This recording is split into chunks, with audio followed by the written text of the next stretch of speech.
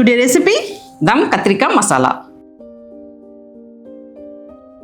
ஒரு கடாயில் 3 table spoon தனியா, 1 டீஸ்பூன் சீரகம், 2 பட்டை, 10 வரமிளகா, 1/2 டீஸ்பூன் கடுகு, 1/4 டீஸ்பூன் வெந்தயம் சேர்த்து வறுத்து ஒரு பிளேட்ல மாற்றி ஆற வச்சுக்கலாம். அதுக்குள்ள ஒரு கடாயில் தேவையான அளவு எண்ணெய் ஊற்றி சூடானதும் மேல் பகுதியில் 4 வெட்டின 1/4 கிலோ கத்திரிக்காயை பொரிச்சு பாதி அளவு வந்ததும் எடுத்துடலாம். அடுத்து ஆறின மசாலா பொருட்களை மிக்சி ஜாரில் நைஸாக அரைச்சிக்கலாம். அடுத்து ஒரு பவுலில் வெட்டின 2 வெங்காயம், 2 தக்காளி, 1 இன்ச்சு இஞ்சி, 3 பச்சை மிளகாய், 8 பல்லு பூண்டு, 2 டீஸ்பூன் உப்பு, 1 டீஸ்பூன் மஞ்சள் பொடி, இந்த சைஸ் புளியை கரைச்ச தண்ணி, அரைச்ச மசாலாவை சேர்த்து நல்லா கலந்து வச்சுக்கலாம்.